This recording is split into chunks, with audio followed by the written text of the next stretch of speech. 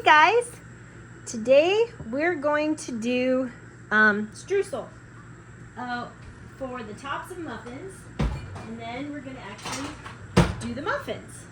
So this one's going to have a lot of fun little facts to talk about, learning how to make these things. So the first thing you need to understand about muffins is they are a quick bread. Quick bread tells us that as soon as we combine the wet and the dry, we got to get it in the oven as fast as possible. So we need to have everything ready to go. I'm going to make blueberry. You can make them muffins, but you can also make them in like these loaf pans and slice them like cake, which is what I'm gonna do with the blueberry. And then I'm gonna show you how your base of your muffin is always the same and how you can flavor them different. So we're gonna do a blueberry one and we're gonna do a lemon poppy seed one. Now my favorite part of blueberry muffins is the streusel top. And streusel takes a little bit of time to make. So we need to make the streusel first. So then when we make the blueberry muffin part that's going in our loaf pan, or if you want, you can put them in muffin pans. It doesn't matter. It goes, you're not losing your reaction while you're making the streusel. Streusel can sit because it doesn't rise. It just tastes absolutely delicious. So the very first thing I'm going to do is I'm going to preheat my oven, and for this one it's going to be 400 degrees.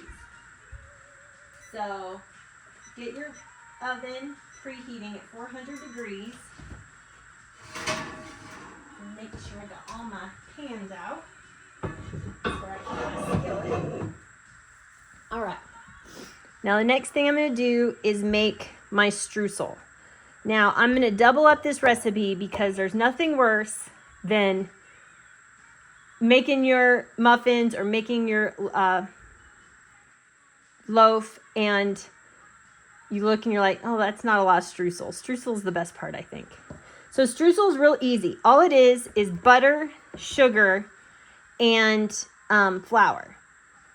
There's no leavening agent. It's not going to rise, but it will stay that crumbly. The sugar will caramelize, make it some goodness, and then you can do all sorts of different spices. You can add things like nuts, oats to make it real crunchy, but we're just gonna do a basic one. So we need let me try it again.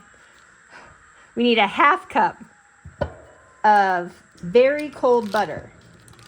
You want this to stay cold because as it melts, that's what's going to mix with the sugar and caramelize it and give it that hard, crackly, crunchy top that everyone loves. Now, I have this. This is for pastry making. I use it a lot, so I own one. You can get them at Walmart. They're not very expensive, but if you don't have one, you can just cut it into squares. But I like using this because then the heat of my fingers is not warming up the butter because we don't want the butter to get hot. So this is really good for streusels. This is really good for pie crust because you don't want your butter getting warm for pie crust.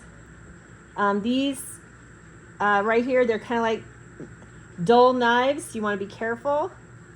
Okay, and this is going to help you like cut up your butter. They don't have to be a perfect size. They just have to be small. We're going to mix it a little more in a minute. So I've chopped up my butter a little bit. Now, you can use white sugar or brown sugar. I like to use brown sugar. Brown sugar, all it is white sugar and molasses. That's what makes brown sugar. If you smell brown sugar, it's got that kind of molassesy smell. That's what makes it sticky. That's why the molasses in it is what makes it hard when you leave it out. So I'm gonna kind of break up my brown sugar in the bag because it's a little bit hard. And we want a half cup. I thought I pulled my half. Oh, I did pull my half cup out. We want a half cup of brown sugar.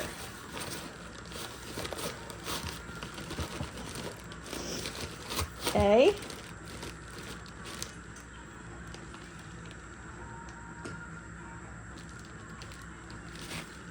We're going to do 1/2 cup brown sugar, and then we're going to do a half cup of white sugar.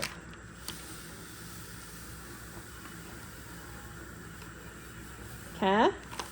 And streusel is extremely sugary, so keep that in mind.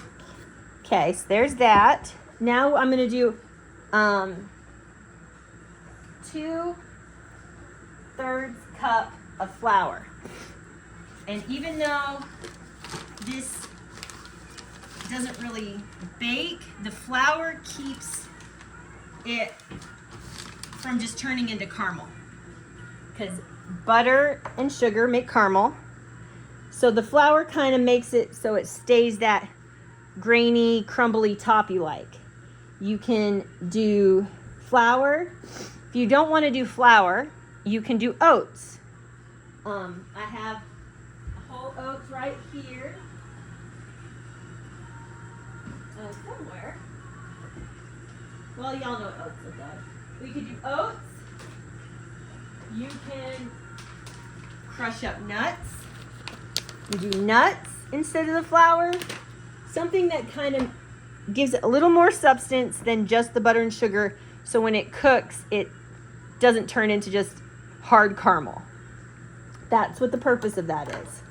Okay, and then you're gonna do your seasoning. I'm gonna do, because we're doing blueberry, cinnamon and blueberry go well together, nutmeg and blueberry go well together, ginger and blueberry. So I'm gonna do, we all know I like my seasoning. I'm gonna do a tablespoon of cinnamon,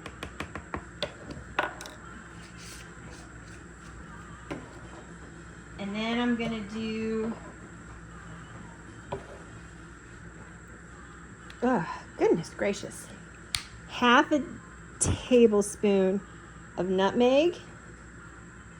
It doesn't matter it's clump because we're gonna fix those clumps in just a second.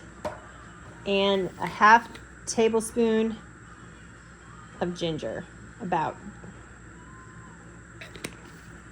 Okay. Now you can do this 2 ways. You can come in with your mixer like this, and you're just gonna twist and turn.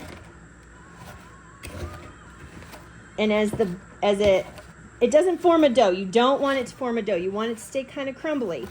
But as it does, and the butter breaks up, you see the cinnamon break up, all that stuff, you'll see it starts to get kind of grainy. But you see these giant clumps? We don't want those giant clumps.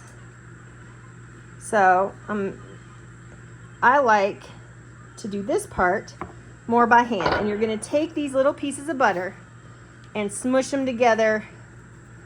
Just kind of run them through your fingers. And you're gonna do this until it basically looks and feels like sand. This is a good way to get all the, like we had clumps of that nutmeg. This gets rid of those clumps of nutmeg. If there's clumps in your brown sugar, it gets rid of that. You know, so that's good. But the other thing that you gotta be careful of is that the heat from your hands starts to make that butter melt. You don't want that.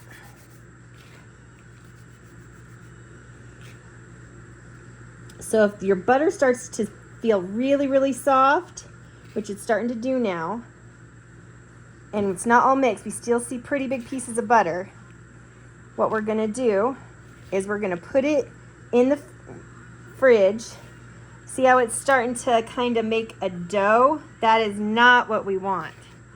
It means the butter's heating up too much, and that's fine. It's going to happen. It's part of making crumble. You want it crumbly. You don't want dough. So do as much as you can. Get as many of those big pieces of butter. When it starts to see how it's starting to stick to my hands, it's starting to form a dough. You're gonna pause. You're gonna put it in your freezer. The whole thing in your freezer to chill that butter again. Okay? And while that butter's chilling, to make the crumble, we're going to do the first steps of making the dough or the batter for the muffins. So I'm gonna finish doing this. Trying to get as many of those big clumps as I can.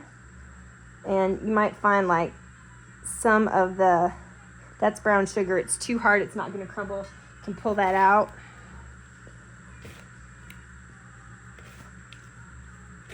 So, okay, you can see it's kind of starting to look like sand as well. But we still have a lot of big clumps of butter. Still parts of it are looking kind of like dough. We don't want that. So I'm going to give this a few more squishes.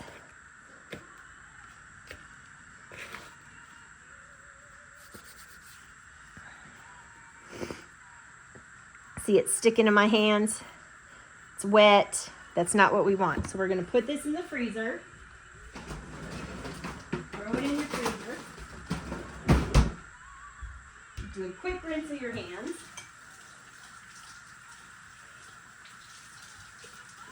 You know, sticky hands. And then we're going to start the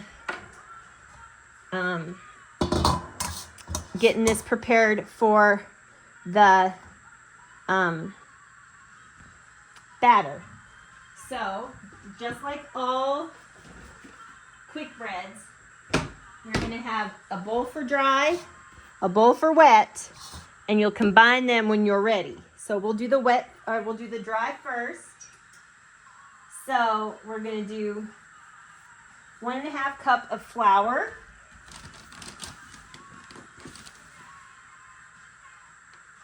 So this is a 1/2 cup. So I'm going to do 3 of these. 1. And the good thing about 2.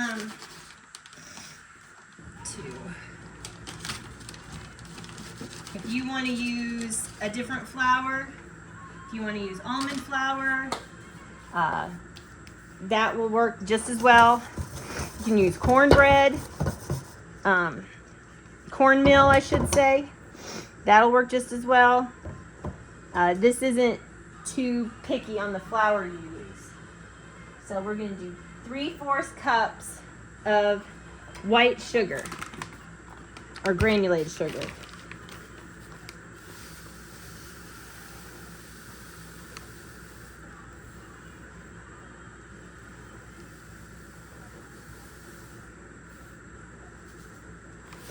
Okay. Then we're going to do 2 teaspoons, of baking powder. So here's my baking powder. Make sure it says powder and not soda. Baking powder is a double reaction, so it's going to react when it's wet, but then it's going to react again once it hits the heat. That's why it's important for your oven to be preheated. So 2 teaspoons. Sorry about that. 1, 2. Okay. And this base is going to be this. You can use this base for any flavor muffin. I'm going to show you that. We're going to make the blueberry first and then the lemon. See, everything's the same. So, 1/2 teaspoon of salt. Salt is very important.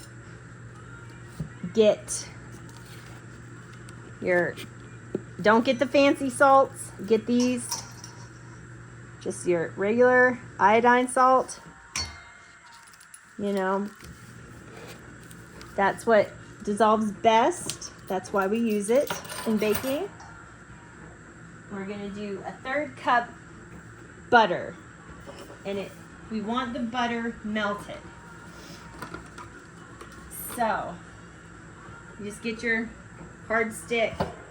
I'm gonna cut it, put it in a microwave safe container, heat it up, and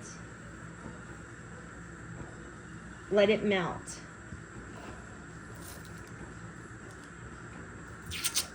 Okay. Give me 1 second. And if you have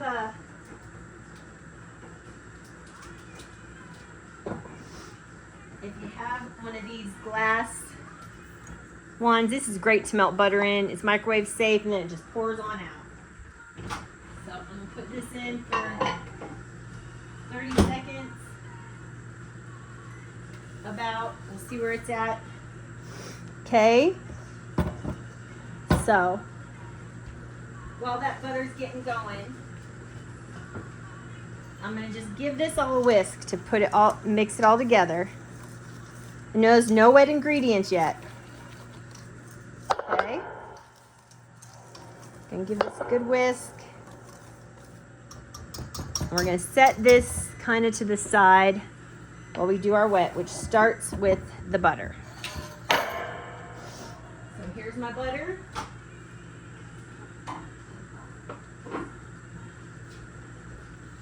Now, if you don't have butter, you can use vegetable oil because it has no flavor. Do not use olive oil. You will taste it. But I like to use butter, because everything's better with butter. It's good flavor when baking. But if you can see, there's you see the fat, the oil on top, and down below you see the darker yellow. That's milk solids. And you can see as I pour, that's the oil. And then you see the little chunkies? That's milk solids. Milk solids are the fat. And the more fat you have in your muffins, the more moist your muffin will be as it bakes. So if you only have low-fat milk in your house, try to switch it up. Get a little container of whipping cream, whatever. I'm changing it up a little bit, and I'll show you how we're going to do that. Okay, so the next step is 1 egg. Okay. And these eggs have been sitting out. They're not ice cold. They're room temperature. And I do that so when it hits the butter that we just melted, it's the cold egg hitting the warm butter. One isn't going to chill the butter again and make it. You've all seen when butter melts and then it's never the same. But also it won't start to cook your egg. So that's why you want your egg sitting out for a bit of time. Okay? So we got that. Now, this step is how I do it. I whisk the egg and the butter.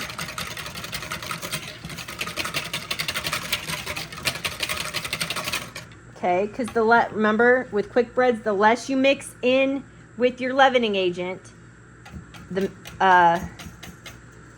better your rise on your product will be.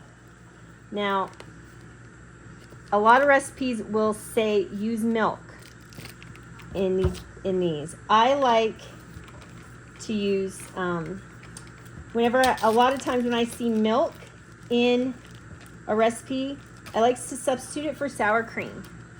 It makes the batter not so runny. It also has that high fat content that what you want. And this says we need 1/3 cup of, that's a half, no, that's a third of milk. I'm going to use 1/3 cup of sour cream. Okay. It's a lot higher fat content. It also does makes your batter not as runny, which I kind of like. But it also will give you enough liquid to put in your flour. So I'm going to set this aside because we're going to do this recipe twice to show you. All right, so we're going to mix this.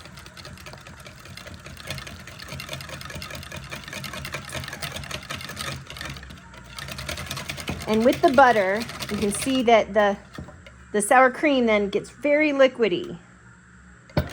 Okay? Now we're going to pause because we want to make sure two things. One, our oven is hot enough, because as soon as it hits the pan, we want to pop it in the oven. And if it's not hot enough, that kind of defeats the purpose. And also, we want to make sure our streusel is good to go. So I'm going to take it out of the freezer. And butter, if it's not melted, goes back hard pretty fast if you put it in the freezer. So we're going to do this. See how it's starting to look like sand? It's very well mixed. There's some big chunkies, but that's okay. We're going to get rid of those. This is another, see that hard piece? Just chuck it.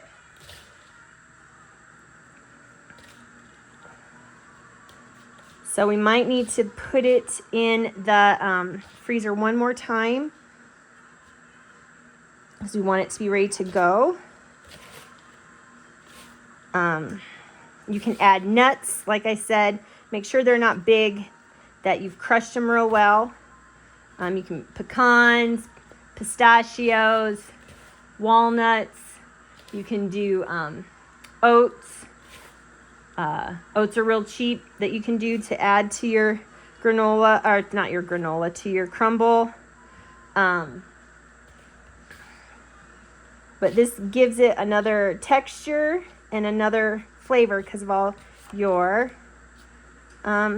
spices. So this is looking a lot better than it was. I'm going to pause this, freeze it for about 5 more minutes, and do one more round of sifting like this through my fingers, smashing the big pieces I feel to make sure that it's good and crumbly, because you want it like sand. And it's almost there. You can see it's not turning into a dough. It's just crumbling like sand, but we still have some big chunky pieces that are a bit too warm. So they're not really crumbling, they're clumping up, and that's not what we want. So I'm going to pause this, freeze for about 5 more minutes, and then I'm going to come back, pull it out in 5 minutes, and show you the finished product and how fast we get this in the oven. By then my oven should be preheated as well. So see you in a minute.